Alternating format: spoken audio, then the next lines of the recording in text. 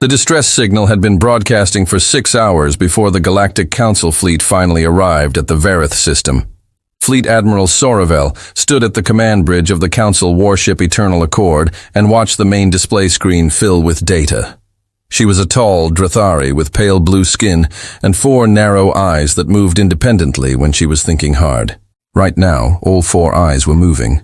The data coming in from the Verith system was not good. The colony on Verith 4 was burning. Sora could see the thermal signatures from orbit. Hundreds of structures on the surface were sending up heat plumes into the cold atmosphere. The colony had been a peaceful one. Mostly Krellian farmers and a small population of Tuvari traders. They had been there for 3 generations. They had done nothing wrong. They had simply been in the wrong part of the galaxy when the Vorai decided they wanted more border territory. Admiral said her tactical officer, a young Drathi named Vithi. I am reading 14 Vorkai warships in low orbit around Verith 4. There are also 6 more positioned at the system's outer boundary. They appear to be running a blockade pattern. Sora nodded slowly. What is the status of the colony? The surface population was approximately 40,000 at last registry count.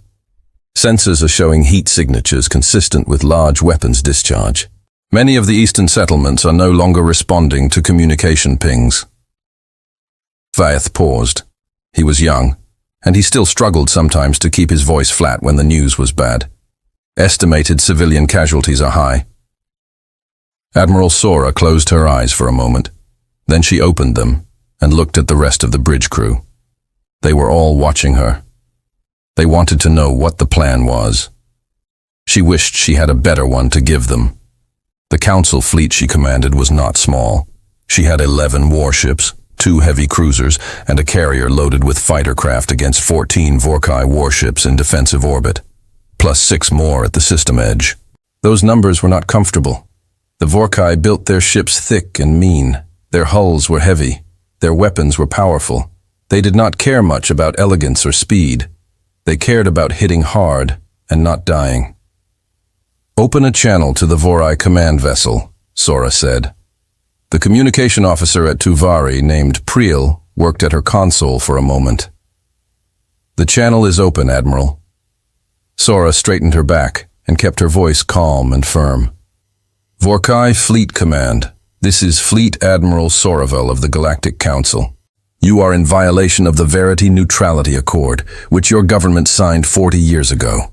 You are ordered to cease all hostile action, withdraw from Verith for orbit, and stand down your vessels. Any further damage to the colony or its population will be considered an act of open war against the Council. Respond. There was all violence.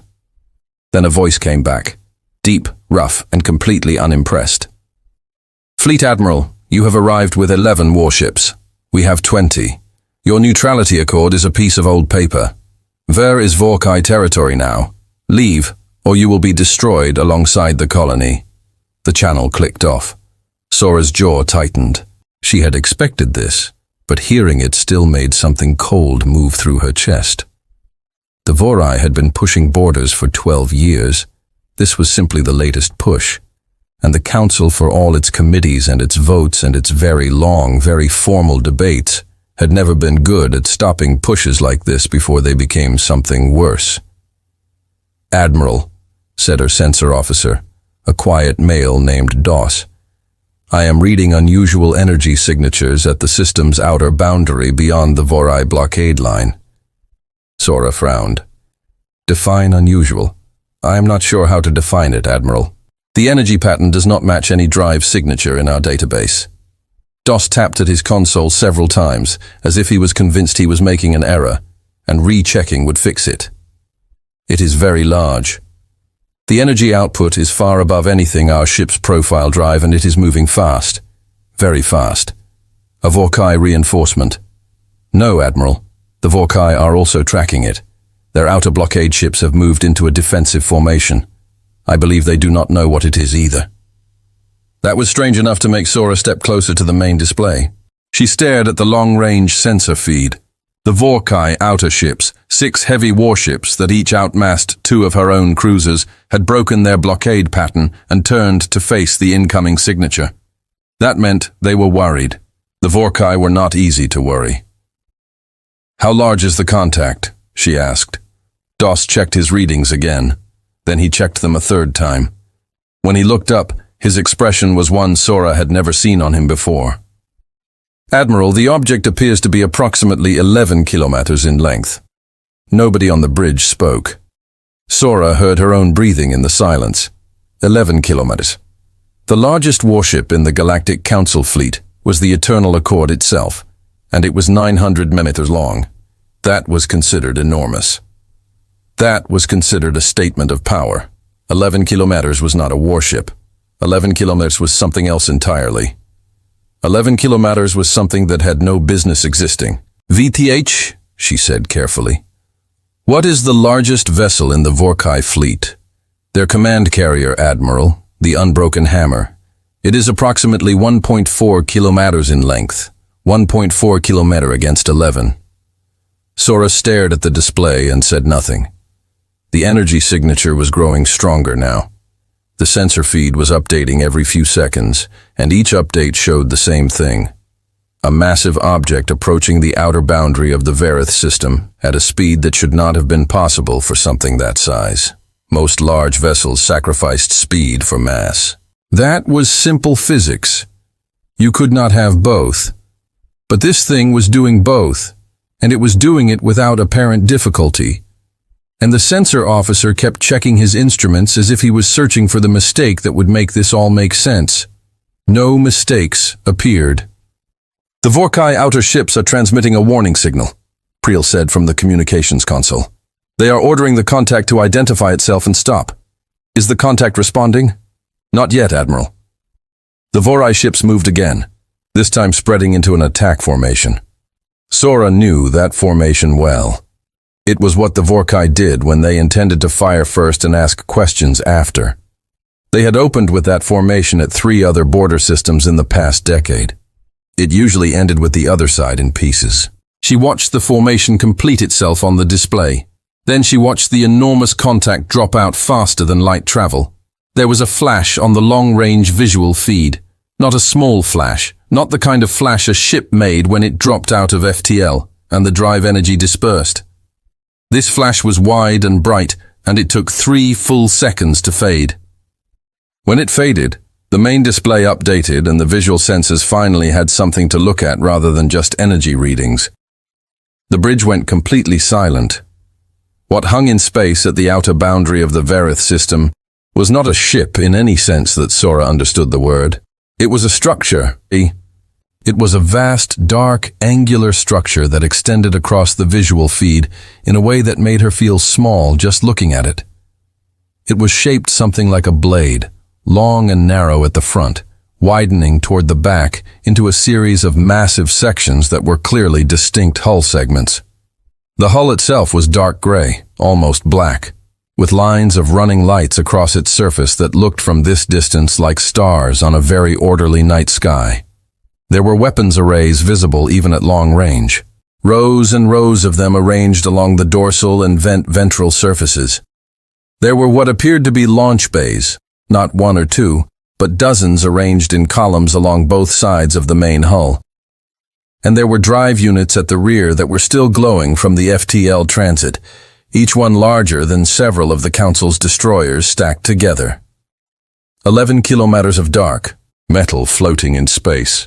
Perfectly still, perfectly silent, watching, Admiral Veith said, and his voice had lost all of its trained flatness. "The Vorkai outer ships are arming weapons." "Of course they are," Sora said quietly. She could not look away from the display. "What is our own status?" "Our weapons are at standby, awaiting your order." She said nothing for a moment. She was thinking about something that had occurred to her as she stared at the enormous vessel. It had not fired. The Vorai had moved into attack formation and armed weapons, and the enormous ship had not done anything. It had simply arrived. It was simply present. It seemed to be waiting. "Doss," she said. "Is the contact scanning us?" Doss check. "Yes, Admiral. Active scanning. Very thorough. Whatever it is, it appears to be gathering detailed information about everything in this system, including the colony. including the colony and the Vorkai ships and us. He paused. Admiral, the scan is the level of detail the scan is capturing is beyond anything our own senses can produce. Whatever instrumentation that vessel carries, it is considerably more advanced than ours. Sora absorbed that. Advanced sensors, enormous size, speed that defied its own mass, and no aggression. Not yet. It had arrived in a system full of warships pointed at each other, and it had simply stopped and started reading everything around it, like a scholar who had just entered a library. Pell, she said, is the contact broadcasting on any frequency? No, Admiral. It is receiving. It has received the Vorkai warning transmission, but it has not responded. What about us? Has it directed any signals specifically toward our fleet? Priel worked at her console. No, Admiral, not yet. Sora watched the Vorkai outer ships. They were still in attack formation, still armed, but they had not fired. She wondered what was stopping them. It might have been uncertainty. It might have been the simple, very basic animal instinct that even battle-hardened Vorai warriors apparently possessed. The instinct that said something this large and this quiet might not be something you wanted to start a fight with. Or it might have been something else, something simpler. The Vorkai outer commander might just be waiting for someone to tell him what that thing was before he decided whether shooting it was a good idea. That was the question everyone in the system was asking right now. What was it? Sora turned to her tactical display and opened the Council's Universal Registry. Every known species in the galactic community had their vessels catalogued. Every known drive signature, every hull configuration, every known size class. She ran the search parameters herself, 11 kilometers in length. The drive signature that DOS had captured the angular hull configuration from the visual feed. The registry searched. The registry returned no results. She ran it again with broader parameters. Any vessel within 50% of that length. Any drive signature within 40% of the readings. Any species known to possess FTL technology, not currently registered as a council member. The registry returned no results. She sat back and stared at the blank results screen. And then she looked at the enormous black shape on the visual feed and she felt something she had not felt in a very long time. She felt genuinely, completely Admiral, VTH said, breaking the silence. The Vorkai outer command ship is hailing the contact again. Direct tight beam transmission this time. They are demanding identification under the Vorkai military code. Is the contact responding? A pause. No, Admiral. Another pause. Admiral, the contact is moving. Sora snapped her eyes back to the display. The enormous vessel was indeed moving not toward the Vorkai, but across the outer boundary, moving slowly and deliberately in a wide arc that was clearly taking it toward a better angle on the Varath system, toward a better angle on Verity 4, toward a better view of the colony, of the burning settlements, of the Vorai warships in low orbit. It was repositioned. It was choosing its own position.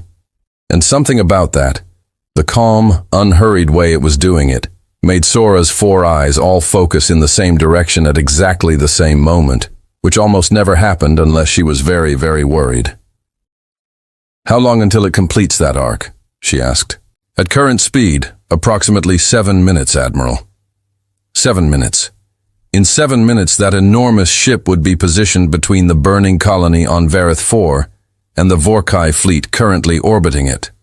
Not between Sora's fleet and the Vorhei, between the colony and the Vorai.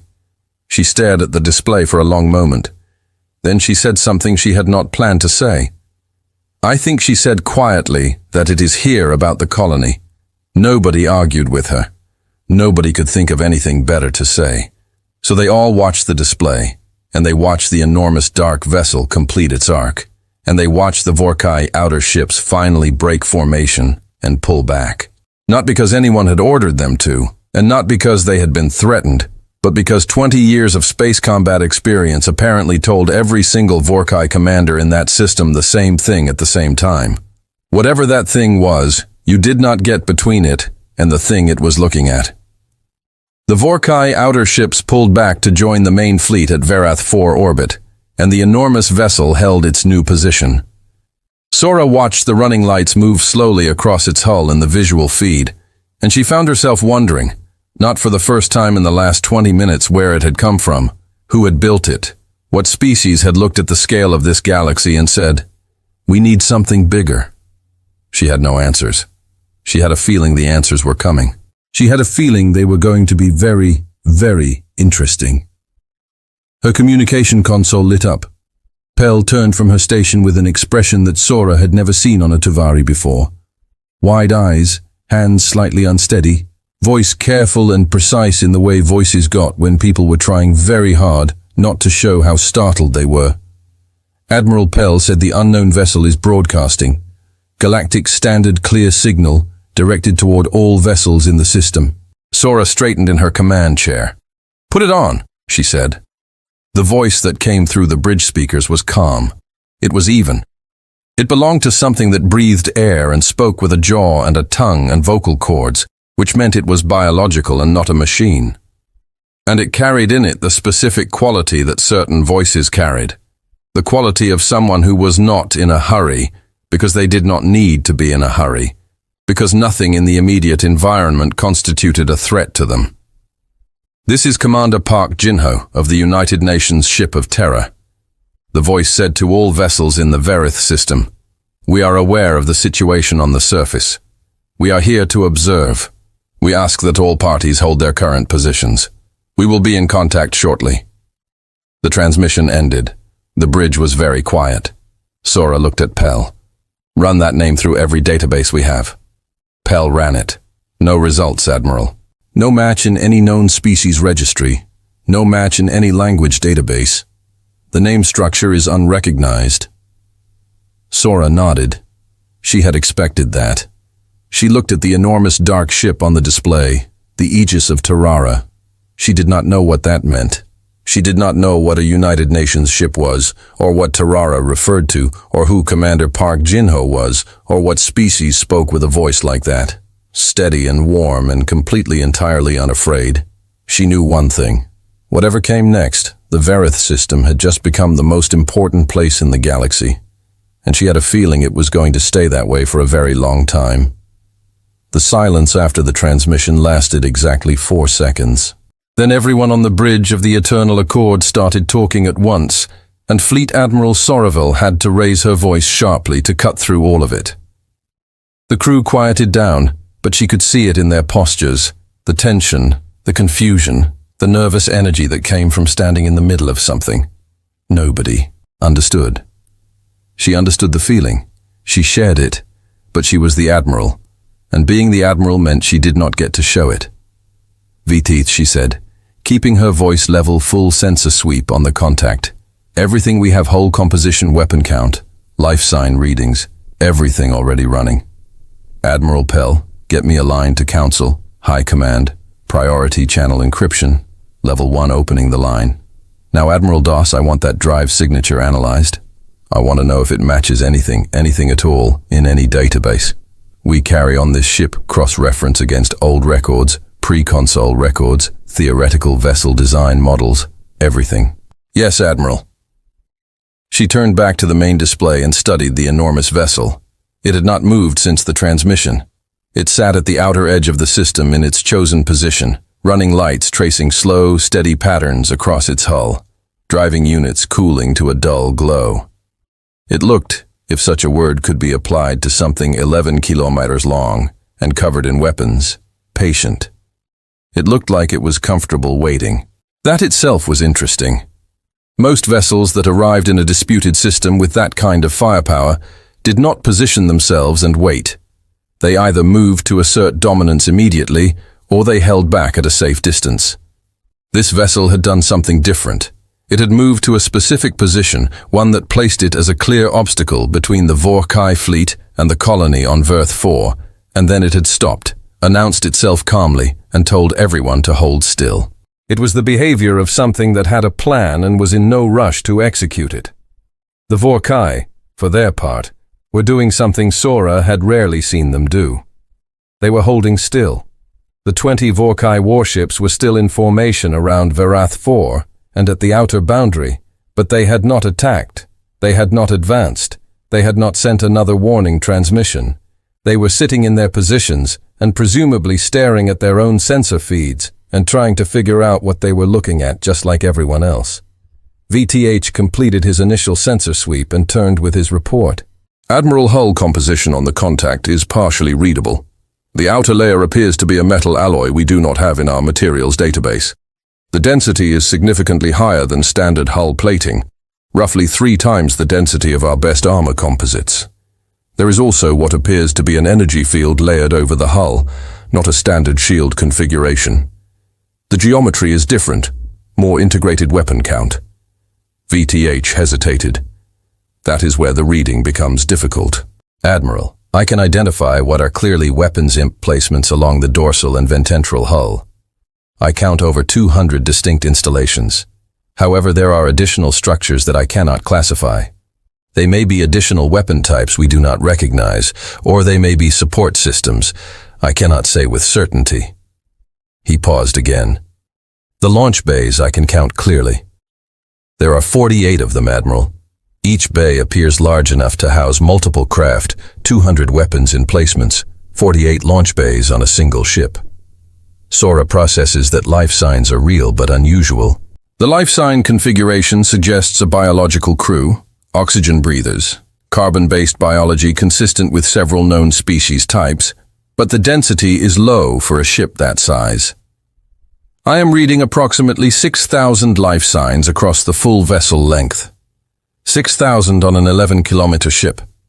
The Eternal Accord carried 800 crew across 900 minutes. If you scaled purely by volume, something the size of the Aegis of Terra should carry tens of thousands.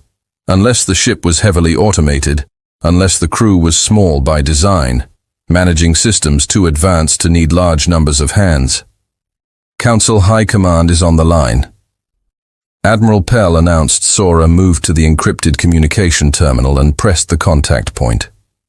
The face that appeared on the small screen was High Counselor Dawn, an older, rather male, silver blue, with the carefully composed expression of someone who had been in political positions long enough to have mastered the art of looking calm while being anything but.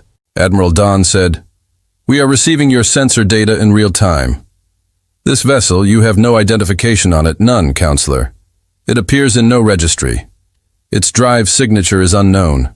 Its hull composition does not match any material in our database." The commander identified himself by name and gave the vessel a designation, Aegis of Terra, but neither the name nor the designation matches any known species or civilization. Don's expression did not change, but one of his eyes shifted very slightly. The involuntary tell that Drathari politicians never quite managed to eliminate. He was more rattled than he looked, and its current posture, stationary, no weapons fire, no aggressive movement. It has positioned itself between the Vorai and the colony, but has taken no further action since the transmission. And the Vorkai holding position. They appear. Uncertain, Counselor. There was a pause. Dan looked at something off-screen and then looked back. Admiral, your current orders stand. Protect the colony, but exercise considerable caution with respect to this unknown vessel. Do not provoke it. Do not approach it without more information and find out what it is. Yes, Counselor. The line closed. Sora turned back to the bridge DOS. Anything from the database cross-reference. The sensor officer looked up from his work, and the expression he wore was one that Sora was going to remember for a long time. It was the expression of a careful, methodical, experienced man who had just found something that did not fit in any of the categories he had spent his career building. Admiral, I found something. But I must warn you that what I found is very old, and it is not from any official database. Show me. DOS transferred the data to her command display. It was an old record pre-console, which meant it was at least 300 years old. It came from the archive records of a minor Krellian surveyor fleet that had apparently ventured into a region of space well outside the currently mapped area. The record was fragmentary and badly preserved, but there was a description in it that had triggered DOS's cross-reference search. She read it. The Krellian surveyor had reported detecting at extreme long range what it described as a moving structure of impossible size. The surveyor had not approached it. The surveyor had recorded the sighting and then spent 3 paragraphs explaining why it had turned around and gone home. The energy signature it described was not a perfect match to what they were reading now, but it was close enough that Doss's search had flagged it. At the bottom of the record was a note added by a Krellian archivist at some later date, which read, "Surveyor Captain's testimony, reviewed and filed. No corroborating evidence, no follow-up expedition conducted. Classification unverified 300 years ago." "They have been out there," Sora said quietly, more to herself than to anyone on the bridge for at least 300 years. "That would appear to be the case," Admiral Doss said. "Possibly longer. The surveyor's record is the oldest I found. But if they have been traveling beyond the mapped regions for that long, they could have been active much earlier and simply never crossed paths with anyone who filed a report or anyone who survived to file a report," Sora thought. But she kept that thought behind her teeth. The Vorkai moved. Not all of them.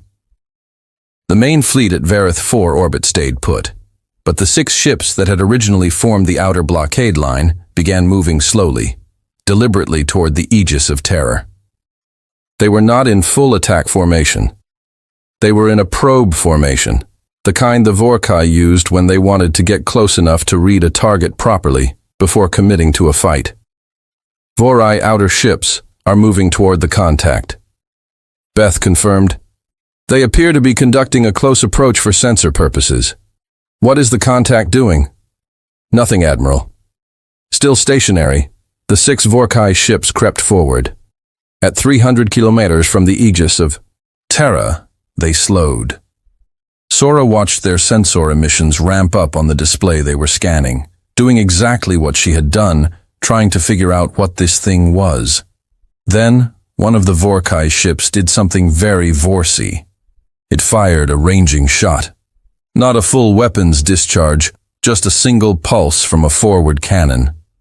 The kind of thing the Vorkai sometimes did when they were not sure if something was a threat or a derelict. Fire a small shot and see if it responds. The pulse crossed the gap and struck the hull of the Aegis of Terra, and nothing happened. No explosion, no visible damage, no hull breach, no secondary explosion from impacted systems. The energy pulse simply stopped when it hit the hull. It did not even leave a visible mark. It was as if the ship had simply absorbed the shot and processed it the way a large animal processed the sting of a small insect, without apparent effect, without apparent concern. The 6 Vorkai ships stopped moving.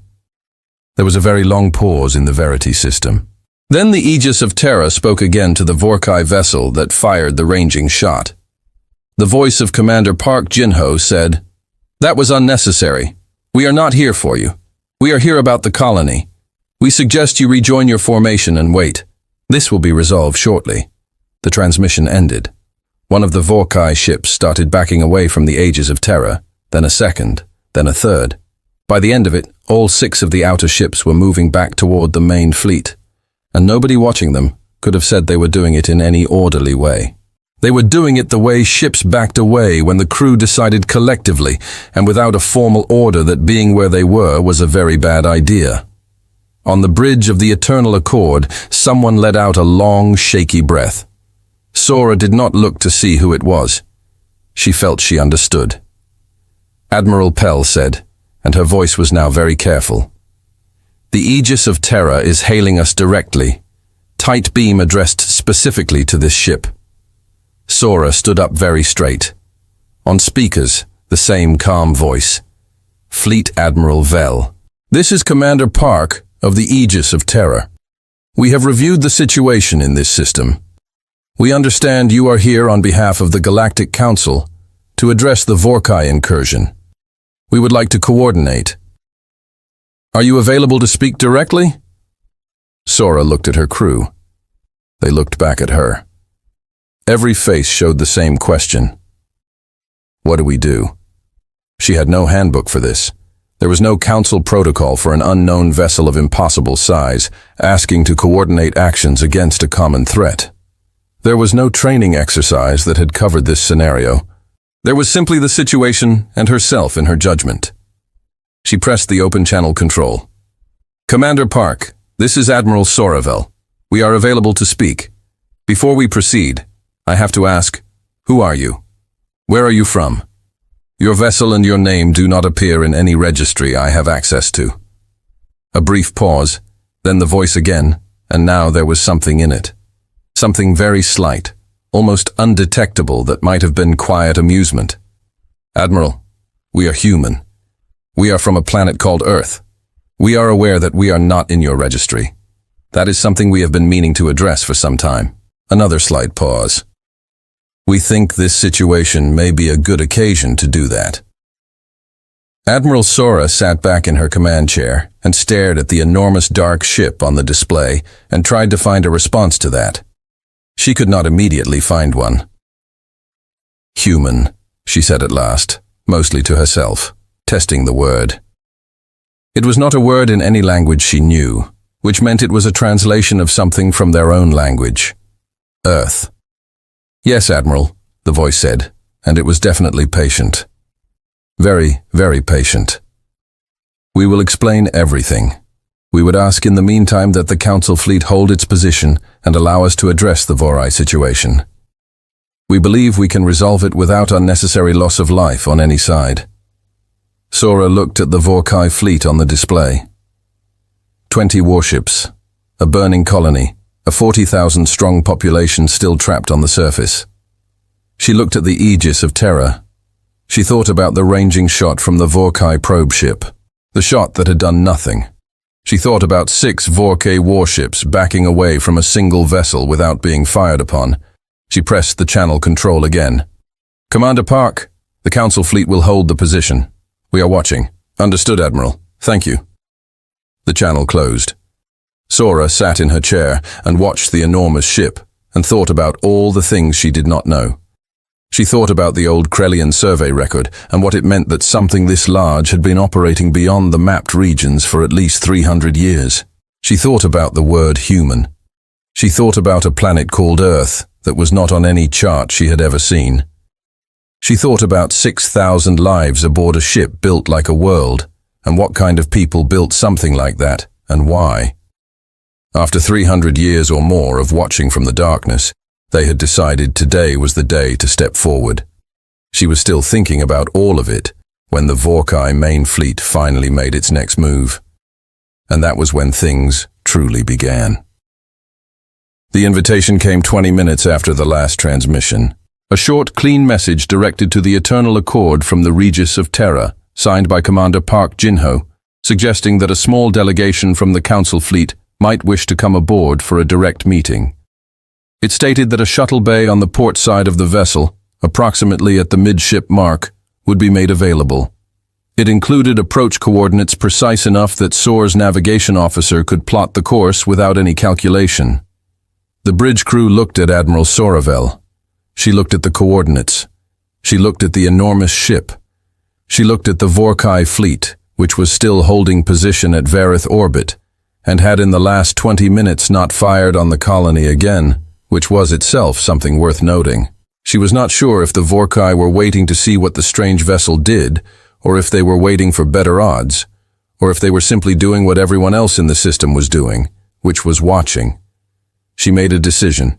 She took VTH, her tactical officer in DOSs, her Spencer officer in PEL, her communications officer, and a security escort of 4 soldiers, and she ordered a shuttle prepared.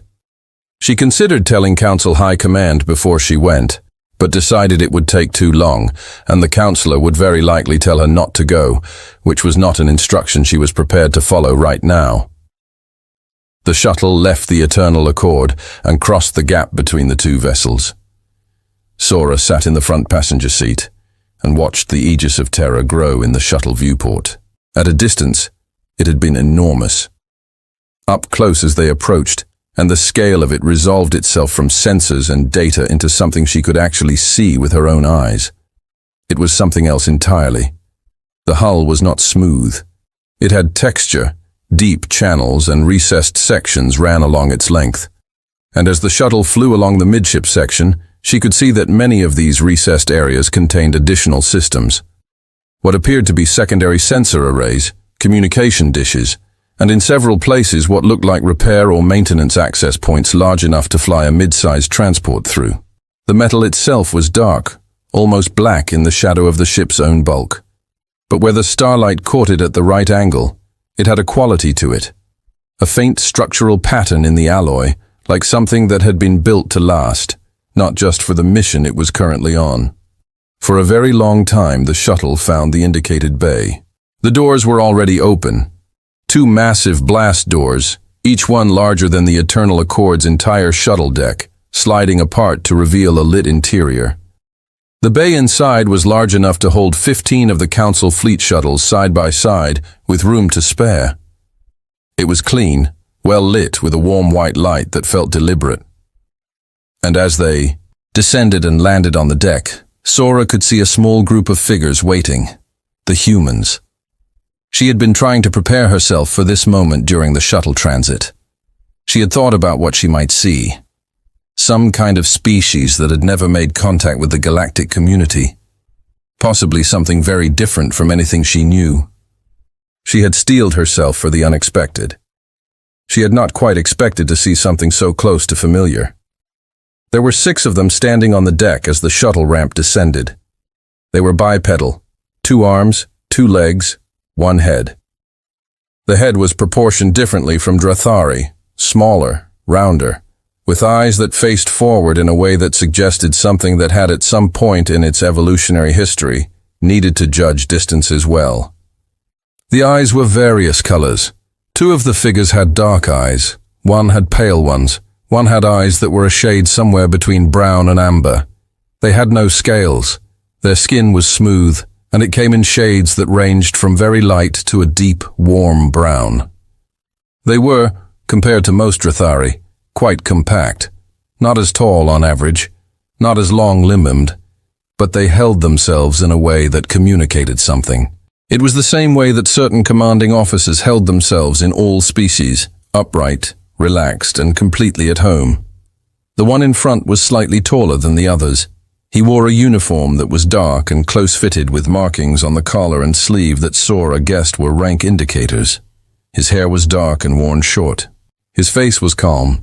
His eyes, when they met hers as she came down the shuttle ramp, were a steady dark brown, and they carried the same quality she had heard in his voice over the communication channel. Not aggressive, not boastful, not cautious, just present. He stepped forward and extended one hand toward her, palm open, in a gesture that felt like she searched her memory. Something like a greeting gesture used by several species she knew, meaning no weapons held, no threat intended. Admiral Vel. He said his galactic standard was perfect, better than perfect. It had a natural quality to it, as if he had been speaking it for years. I am Commander Park Jinho of the United Nations ship Aegis of Terra. Thank you for coming. She hesitated only briefly before returning the gesture, touching her fingers to his. It seemed to be what the gesture required. His grip was firm and then released. Commander Park, thank you for the invitation. She looked at him carefully. Your galactic standard is very good. We have had time to study it, he said. The slight thing in his voice again, the same almost amusement she had heard before. Please come with me. There is a briefing room where we can speak. I imagine you have many questions. That, she said, is a considerable understatement. He smiled. It was the first time she had seen the expression clearly enough to read it. It changed his face, made it warmer, more open. She had seen that expression on Drathari, on Krellians, on Tuvari. It appeared that whatever else humans were, they were something that smiled. She followed him through the bay door and into the interior of the Aegis of Terra. The corridors were wide, not absurdly wide, but comfortably wide, enough that 6 or 7 people could walk abreast without crowding. The ceilings were high. The lighting was consistent and warm. There was signage on the walls in a script she did not recognize, presumably the human's own language, and in galactic standard below each sign. She noted that when she looked at the galactic standard translations, they were accurate, detailed, Not the kind of translation that came from a rough dictionary, but the kind that came from someone who genuinely understood the language. The crew they passed in the corridors looked at the delegation with open curiosity, but not hostility. Sora looked back. She saw the variety again. Different skin shades, different sizes, some taller and some shorter, hair in different shades and lengths. They all wore the same dark uniform. They all moved with a purpose and efficiency that she recognized as the walk of trained military personnel. But there was something else in how they moved through this ship. A comfort, a sense of belonging.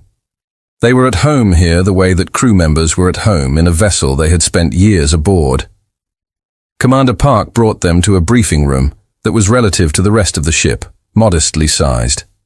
There was a long table, chairs clearly designed for the human body proportions, but with adjustable sections that had apparently been reconfigured for Drathari proportions.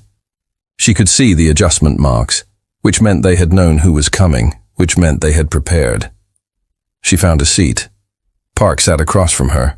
The other humans, his officers clearly, took positions around the table. Sora's crew settled around her.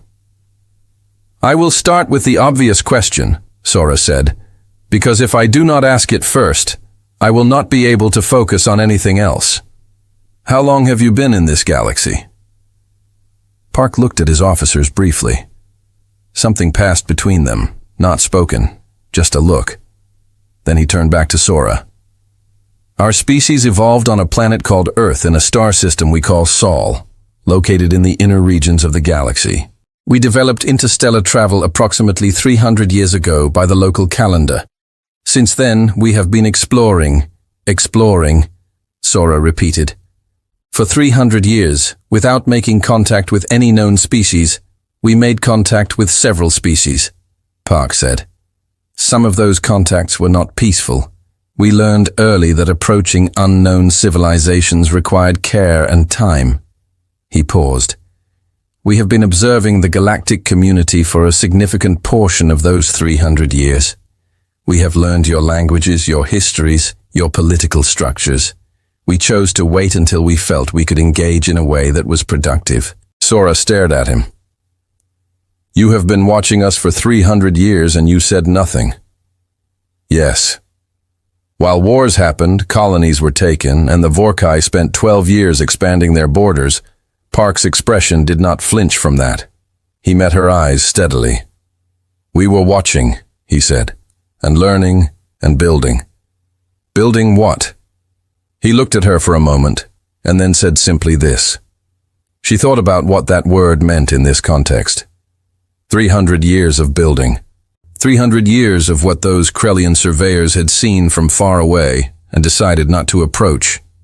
She thought about the sensor readings of the hull, 3 times the density of the best armor in the Council's arsenal, the 200 weapons imp placements, the 48 launch bays, the 6,000 crew managing a vessel 11 kilometer long. And this was one ship. "How many ships do you have?" she asked. Park looked at her for a moment. Then he said, "Admiral, before I answer that, I think there are things about the current situation we should address. There is still a burning colony in this system, and a Vorai fleet in orbit around it." She recognized the answer for what it was, a deliberate deferral. He was not going to answer that question yet. She filed it away and moved on. "What is your intention regarding the Vorai?" "We intend to ask them to leave," Park said. Sora waited for more. More did not come. "That is all. That is the first part. If they comply, no further action will be needed. The colony will be assessed for relief needs, which we are prepared to assist with. Council authority over Verith will be acknowledged and supported." He folded his hands on the table.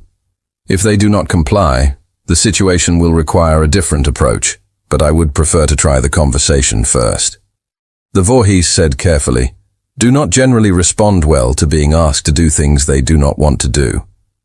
"I am aware," Park said. "I have been reading your historical records for quite some time, Admiral." Doss, sitting beside Sora, leaned forward slightly and spoke for the first time since they had come aboard. He was a careful and methodical man, and he asked careful, methodical questions. "Commander Park, The energy discharge from the Vorkai Probos ship. Earlier, when they fired the ranging shot at your hull, you appeared to sustain no damage. Park glanced at the sensor officer. Correct. Can you explain the mechanism of that resistance? Park smiled again. Not the same smile as before. This one was something different. More inward. Our hull composition and shield geometry are a function of 300 years of development. Officer Doss. I will say that the shot the Vorai fired at us carried approximately the same energy output as what we would classify as a light pulse from a short-range defense weapon. It was not a significant threat to this vessel. Doss sat back and absorbed that. Sora watched her sensor officer's face and saw him working through the implications of what Park had just said. The Vorkai probe ships were not small vessels. Their forward cannon pulse was not a small weapon.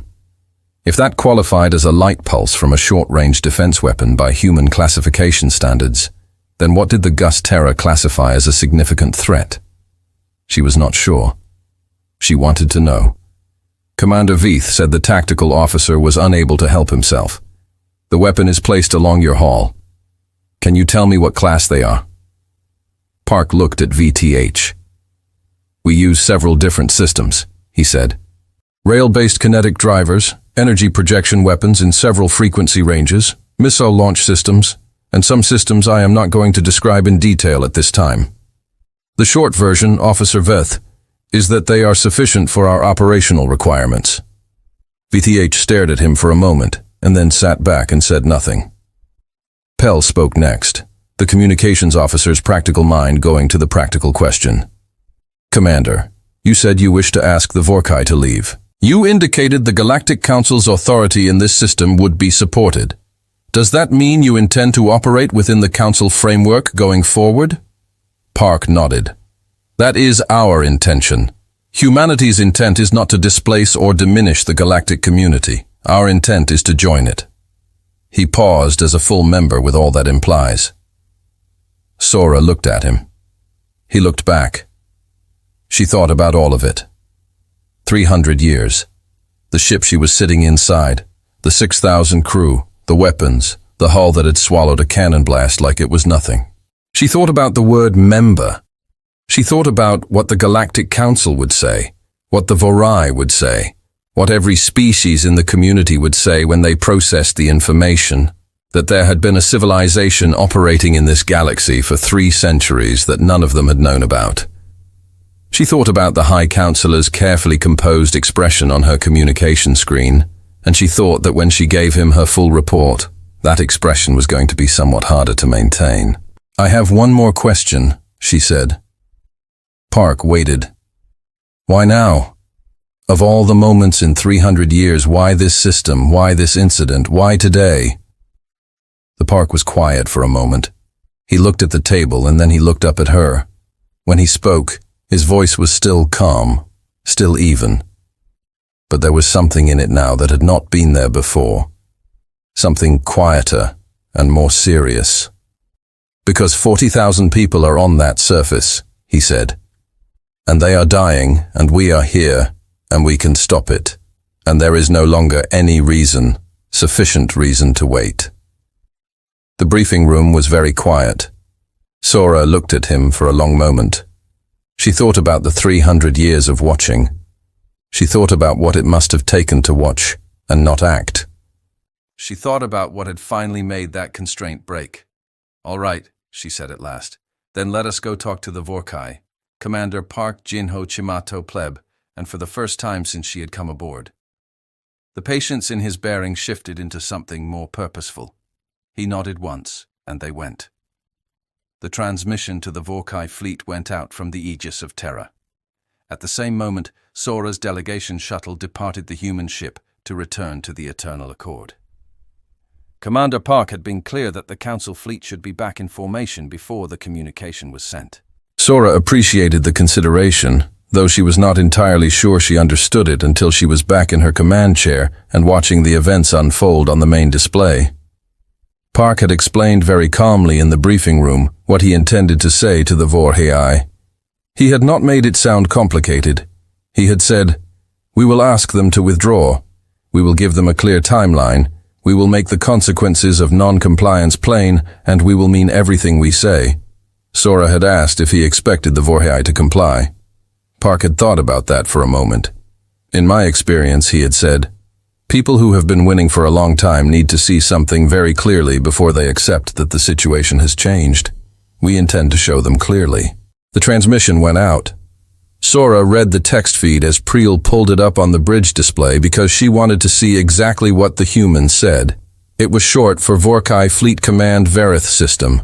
This is Commander Park Jinho, United Nations ship Aegis of Terror. You are ordered to cease all hostile action against the population of Verith 4. You are ordered to withdraw your fleet from this system within 2 standard hours.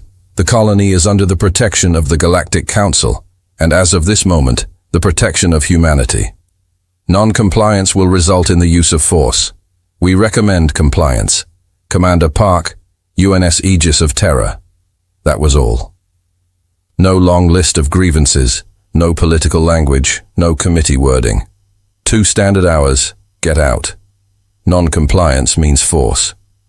Sora watched the display and waited. The Vorkai response took 8 minutes. She supposed the Vorkai fleet commander had needed some time to read the transmission and decide how to respond. She could imagine the debate aboard the Vorkai command ship. She could imagine the officers looking at their own sensor feeds and looking at the Aegis of Terror and arguing about what it was and what it could actually do, and whether the ranging shot result had been an anomaly or a real demonstration of what their weapons could not do to it. She could imagine the fleet commander at the end of all of that, deciding the same thing Vorkai commanders had decided for 12 years in similar situations, that the thing in front of them was an obstacle, and obstacles were there to be removed. The Vorkai fleet moved, not just the outer ships this time, all of them. All 20 warships began to reposition, and VTH read the formation change with the flat voice of a trained officer who was not allowing himself to show what he was thinking. The Vorai fleet is transitioning to full combat formation. They are advancing on the Aegis of Terror. Weapons are going hot across all 20 vessels. Understood, Sora said. What is Aegis doing? Still stationary, Admiral. No apparent reaction. 20 Vorkai warships, the largest being the carrier Unbroken Hammer at 1.44 kilometers, forming up and advancing on a single vessel. She wanted to call Park and say something, though she was not sure what. Be careful seemed both insufficient and somewhat absurd. She settled for watching. The Vorkai closed to engagement range, 1,000 kilometers, which was standard Vorai opening fire distance. They liked their weapons at that range. Their forward batteries performed best there. She had seen what Vorkai forward batteries did at 1,000 kilometers, and she had seen what was left of what they had done too. And the images had not been comfortable. The Vorkai fleet opened fire. It was not a single shot or a probe discharge this time. It was a coordinated volley from 20 warships, timed to arrive simultaneously. 20 forward batteries firing together, energy beams, heavy projectile rounds, missile salvos. Sora had seen this kind of combined barrage used against fortified positions that were supposed to withstand it. The positions had not withstood it. The salvos crossed the gap and arrived at the Aegis of Terror. On the visual feed, for a moment, there was nothing but light. The combined energy of 20 warships' forward batteries striking a single hull created a visual event bright enough that Sora's display automatically dimmed to protect the optics. Then the light faded. The Aegis of Terror was still there. It was completely, entirely undamaged. No hull breach, no debris, no secondary explosions, no change in the running lights across its surface. The weapons had not shaken the vessel. They had not scratched the hull. They had arrived and the hull had processed them, and there was nothing left to show for it except the fading light of dispersed energy. Nobody on the bridge of the Eternal Accord said anything. Sora watched the display and waited. For 3 seconds, the Aegis of Terror did nothing. She thought about what those 3 seconds meant. She thought that maybe they were the humans deciding. The moment between receiving what another species had decided to throw at you and deciding how to respond. She thought about what it felt like to be on the receiving end of 20 warships' best effort and know that it had not moved you even slightly. Then the Regis of Terra moved. It moved fast. The speed was wrong for something its size. Something 11 kilometers long had no business moving like that, but it did. Crossing the engagement distance in a time that left the Voorhees fleet trying to track it and recalculate firing solutions while the target was already no longer where it had been. The Aegis moved laterally across the Vorkai formation in a long, sweeping arc, and as it moved, it finally fired. Not with everything, not with the 200 weapons, imp placements, or whatever was in those unmarked installations. Sora watched the fire pattern on the display, and she could see even from her position, even with her own sensors, that the Aegis was being selective, precise. The energy weapons it fired were targeted at specific locations on specific ships. Drive units. It was targeting drive units. The first shot hit the Vorkai command carrier, Unbroken Hammer, and the carrier's port drive array went dark, not destroyed. The ship was not destroyed. There was no explosion. There was no hull breach. Just the drive array gone, disabled. The carrier lurched sideways, no longer balanced in its own thrust. The next shot took the drives off a Vorkai heavy cruiser. Then another cruiser. Then 4 of the escort ships in rapid succession, so fast that the targeting had to be partially automated. No single human gunner could have acquired 4 solutions that quickly. In under 20 seconds, 7 Vorkai ships were dead in space. Not destroyed, not lost, just stopped, engines gone, still intact, still with living crews inside, still completely capable of everything except moving and running away. Sora stared at the display. "Veeth," she said carefully, "is the Aegis targeting weapon systems, sensors, life support?" "No, Admiral," Veeth said, and his voice was doing something she had never heard it do before. Was quieter and slower, as if he was choosing every word with deliberate care. "Exclusively drive and propulsion systems on every ship it has hit so far. No crew casualties detectable, no weapons destruction, no sensor damage, no structural damage to hull. It is disabling them," Sora said. "Yes, Admiral. Specifically, it is making them unable to leave and unable to maneuver." She sat with that for a moment.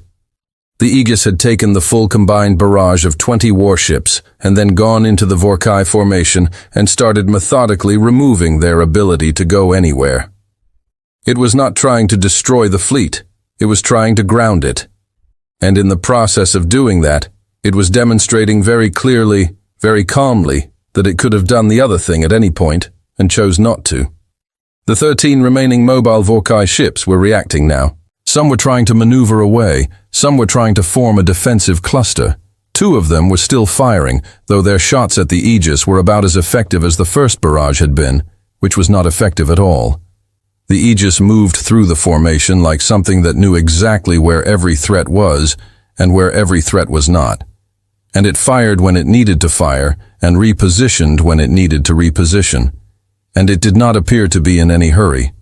Then Sora's display lit up with new contacts. Not Vorai, not Council fleet. New contacts, multiple contacts, dropping out of FTL at the outer edge of the Vareth system in rapid succession. The same signature as the Aegis, the same massive energy bloom, the same drive profile, the same impossible scale. She watched the contacts resolve one by one as her sensors struggled to process them all. Admiral Doss said, and his voice was very, very careful. "Now, I am reading. I am reading additional human vessels entering the system. I count 369. I count 12 additional contacts, Admiral." "Size class," she said. "Variable," Doss said. "The smallest appear to be approximately 3 to 4 kilometers in length. There are 3 vessels in the 6 to 7 kilometer range and 2 contacts that are larger than the Aegis, Admiral. Sensor readings suggest they are in the 14 to 15 kilometer range, 14 to 15 kilometer larger than the Aegis." Sora looked at her display and saw 12 enormous human warships arranging themselves across the outer boundary of the Vareth system. They did not advance on the battle in progress. They held position in a wide formation that effectively sealed the system exits. If anything, anything in this system tried to leave at FTL, it would have to go through human formation to do it. They were not joining the fight. They were making sure nobody left. And Sora understood something in that moment with a clarity that was almost physically uncomfortable.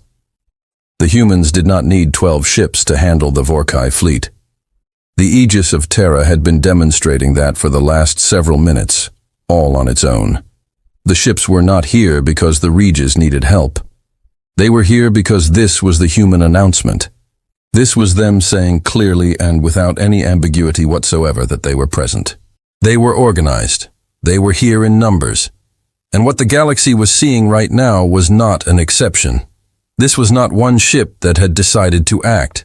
This was a fleet that had decided to step forward.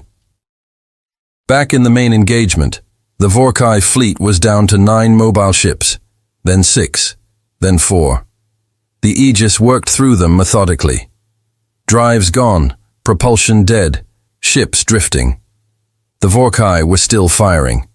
It seemed they did not know how to stop or could not bring themselves to stop. But their shots were doing exactly what all the previous shots had done, which was nothing. The last mobile Vorai ship tried to run. It turned and pushed its drives to maximum and headed for the system edge at full speed. The Aegis did not chase it. It did not need to. One of the ships at the outer boundary, one of the smaller 3 to 4 kilometer vessels, moved to intercept, matched the fleeing warship speed without apparent effort, positioned itself directly in the Vorkai ship's path, and simply waited.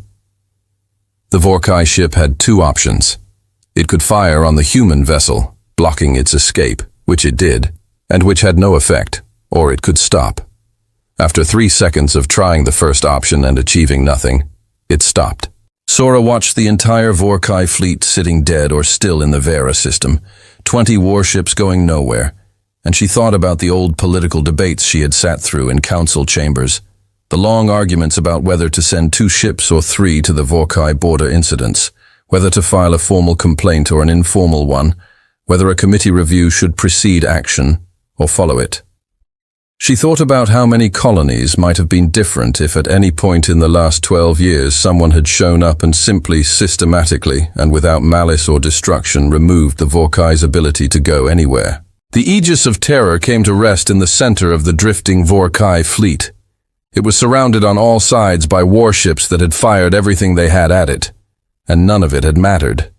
And now they were all sitting still. Park's voice came over the general channel again.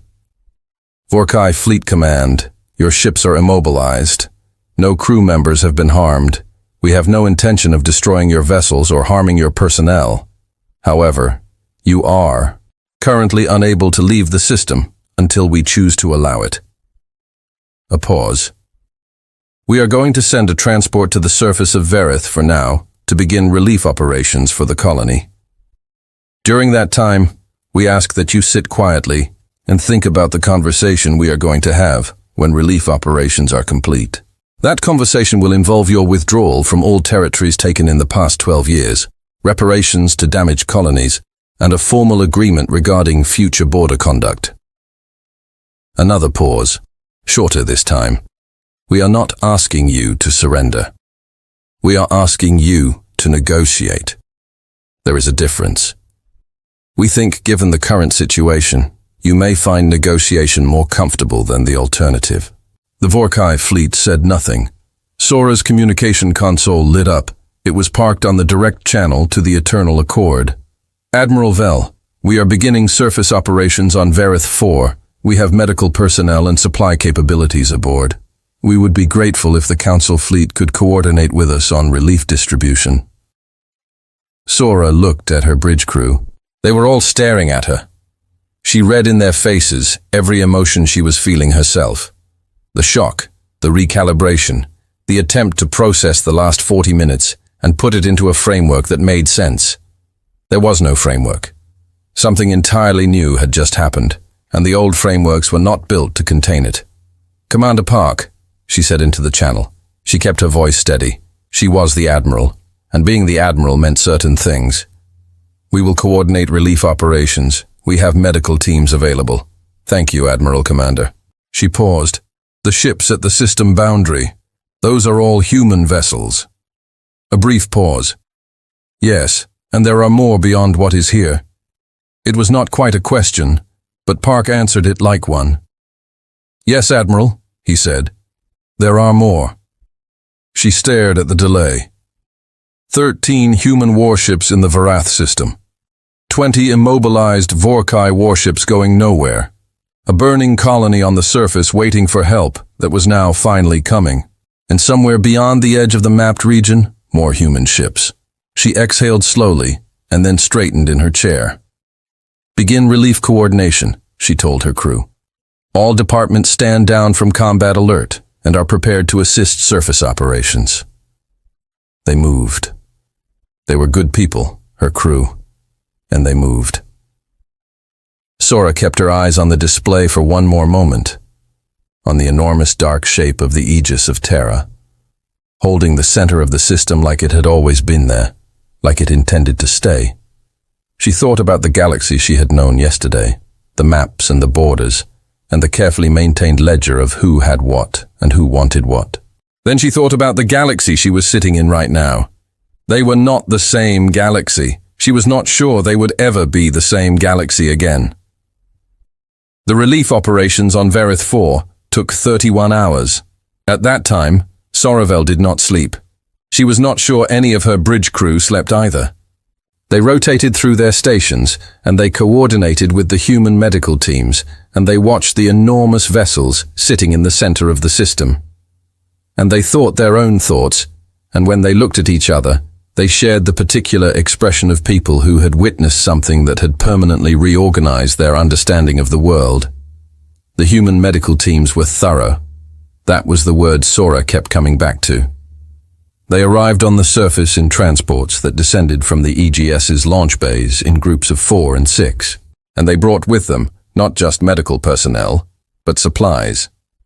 Enough supplies that Sora's logistics officer, a careful Drathari named Hess, spent an entire hour cataloging what was being offloaded and then came to Sora with the catalog and said, "With great precision, Admiral, they brought enough medical material for a population approximately 3 times the size of this colony. They appeared to have prepared for this in advance." Sora had looked at the catalog and said, "Yes, I believe they did." Which meant they had known about the Verith situation before arriving. Which meant they had been monitoring closely enough to know not just that it was happening, but how bad it was. Which meant the timeline of the Aegis of Terra's arrival was not a coincidence. They had come specifically deliberately because they had decided this was the moment and this was the place. 31 hours. The injured were stabilized. The fires were out. The eastern settlements, the ones that had gone dark on the sensor feed, had been reached on the ground, and the human teams reported back steadily to the coordination channel that Sora's communications officer had established between the fleets. The reports used numbers and medical terminology and logistics data, but underneath all of it was the same clear story. People who had been dying were now being kept alive, and people who had been afraid were now being helped. And the colony of Verith 4 was going to survive this. On the second morning, the negotiations with the Vorai began. Sora was present for them, seated at a table inside a large conference space on the Regis Ease of Terra that could not have been there before the delegation's first visit. It had been configured specifically, she suspected, with the right furniture for several different species and space enough for a significant number of representatives. The Vorkai fleet commander came in person.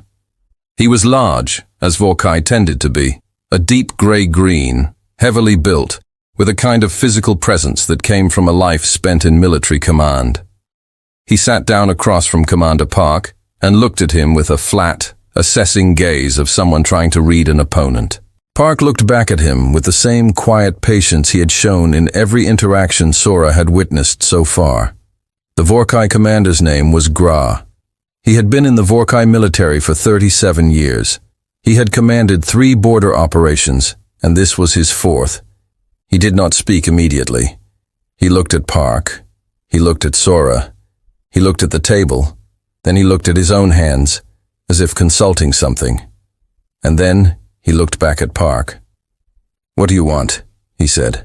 "Withdrawal from all territories taken in the last 12 years, Park said. His voice was the same as it had been in every other conversation. Even clear without heat or triumph. Full withdrawal, not partial, not phased over a decade, completed within 60 days. Standard mapping and census teams from the Council will verify compliance. Gray said nothing. Reparations to the affected colonies, Park continued. The Council will establish the figure. It will be paid. The Vorai government will be given a reasonable timeline. Grator still said nothing, and a formal binding agreement on border conduct, going forward with verification mechanisms with meaningful consequences for violations. Park paused. Consequences that will involve us. The room was quiet. Gra looked at the table again. He looked like a man doing a calculation. A man who had always been very good at the kind of calculation that involved warships and firepower, and fleet numbers, and who could take what from whom, and who was now finding that the calculation had a new variable in it that changed every answer he reached. His ships were outside, sitting still in space, their drives gone.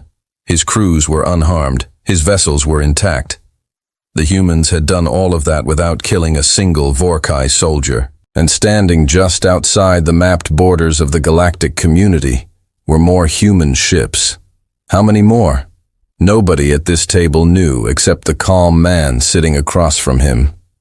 You were asking me to sign away 12 years of territorial expansion. Gra said. His voice was low and not exactly angry, more the voice of someone working through an unwelcome reality. Yes, Park said, on behalf of the Vorai government, which I do not represent at this table. You are the senior Vorai officer present in this system. The agreement you sign here will be transmitted to your government with our recommendation that it be honored. The alternative is that we transmit the sensor logs from this engagement to every government in the galactic community and begin a formal discussion with the Council about border protection measures which will involve us. Park's voice was still even, still patient. We would prefer not to do that. We would prefer to give your government the opportunity to make this choice independently. Another silence. Gra looked at him for a long time. You could have destroyed my fleet, he said at last. It was not a complaint. It was a statement of fact that was clearly the thing he had been sitting with since the engagement ended. Yes, Park said, but you did not know why not. Park thought about the question for a moment. When he answered, his voice was the same. But there was something in it that had not been there in the earlier responses. Something that was not quite heavy and not quite tired, but was somewhere in that territory. The voice of someone who had thought about this question many times before answering it. Because the goal is not to destroy, he said. The goal is to stop the harm. Those are different things. You were not here because your soldiers are evil. You were here because your government has been moving borders and nobody has stopped it. We stopped it. You do not need to be destroyed for that to be true. Gra was quiet for a long time after that. Then he signed the agreement. He signed it with a Vorai marker on a physical document that Park's people had printed specifically for the purpose. And when he finished signing, he sat back and looked at the document and looked at Park and said nothing else. He looked like a man who had just watched the map he had lived by his entire career be replaced by a different map, and who had not yet decided how he felt about living by the new one. Sora understood the feeling. The Vorhi fleet was released in groups over the following 6 hours. Park's engineers, or whatever they were called, the technicians who had handled the drive disabling, had apparently been preparing repair components for the Vorai drives during the negotiations, which was either a very practical gesture or a very deliberate one, and Sora suspected it was both. The Vorkai ships departed the Verath system one by one, their drives restored, their crews intact, their vessels undamaged, except for the specific drive components that had been removed and then repaired. The Vorkai fleet commander departing last on the Unbroken Hammer sent a single final transmission to the Aegis of Terror. It noted Sora thought that was probably the most honest thing the Vorkai had said in the entire encounter. After the last Vorkai ship was gone, she returned to the Aegis of Terror one more time. Not for a crisis meeting, not for a negotiation. Park had asked her to come in a message that was short and without ceremony. And she had come because she was genuinely deeply curious, and because she had a feeling this conversation was the one that mattered most. They sat in the same briefing room as before, but this time it was just the two of them. No delegations, no officers flanking them at the table. Park poured something hot into 2 small containers from a dispenser on the wall and set one in front of her. She looked at it. "Tea," he said specifically, an oolong variety. "It is a human drink. It may not suit your palate, but it is what I have, and I am offering what I have." She tried it. It was unusual. She would not have been able to say whether she liked it or not. She tried it a second time. "The council," she said, setting the container down, "is going to need to meet with you." "Yes," he said. "High Counselor Dan will want a full briefing. The other council members will have questions, many questions. The presence of an unknown civilization of your capabilities is going to be significant." She searched for the right word. Discussion. "I imagine so," Park said. "I need to be honest with you, Commander. There will be fear. Not everyone will respond the way I have responded. There are species in the Council who will see your fleet and see a threat regardless of what you intend." "I know," he said.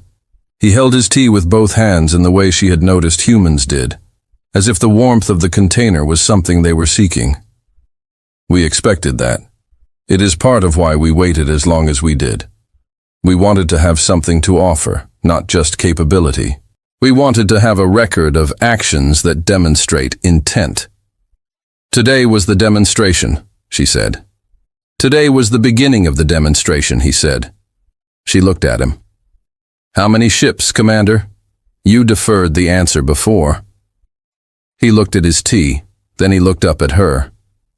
"Admiral, I am going to answer that question honestly because you have been honest with me, and because the Council needs accurate information to make good decisions." He set the container down. "The Titan-class vessels, ships in the size range of the Aegis and larger. The Council has already seen 13. There are more." She waited. "There are 47 Titan-class vessels currently commissioned," he said. "There are also support fleets, carrier groups, rapid response squadrons, and logistical vessels. The full count of commissioned human warships across all size classes is in the thousands." She sat with that. Thousands. Not hundreds, not dozens. Thousands. With 47 ships in the size range, she had watched absorb 20 warships combined fire without effect, built over 300 years of quiet preparation, while the galactic community ran its committees and its debates and its careful political balancing, and thought it was the full picture of what the galaxy contained. "You were never going to be threatened," she said quietly. "Any time in the last 300 years, no species in the community could have threatened you." "There are always threats," Park said. "Some of them are not other civilizations." He paused. "Some of the things we encountered beyond the mapped regions in the early years of exploration were more dangerous than anything in the galactic community. That is part of why we built what we built, not because we were afraid of you." She thought about what that meant, about what was beyond the mapped regions, about 300 years of human ships moving through the dark outside the known galaxy, encountering things that had required 47 Titan-class vessels as the eventual answer. She found she did not want to ask about that today. There was enough to process already. "I will present your request for council membership," she said. "I will give a full briefing to High Counselor Dawn. I will recommend that the Council receive your delegation and process the application." She looked at him. "I cannot predict the outcome. The Council is complicated. All governing bodies are complicated," Park said. He almost smiled. "We have been watching your Council for a long time, Admiral. We are prepared for complications." She stood up. He stood up. She looked at him across the table. This calm, patient man with dark eyes and a voice that had spoken to 20 armed warships and a panicking Vori fleet commander and a Galactic Council admiral with the same unhurried, steady certainty. As if the outcome had never been in serious question, she extended her hand. He took it. "Welcome," she said to the galactic community, commander officially from someone who was present.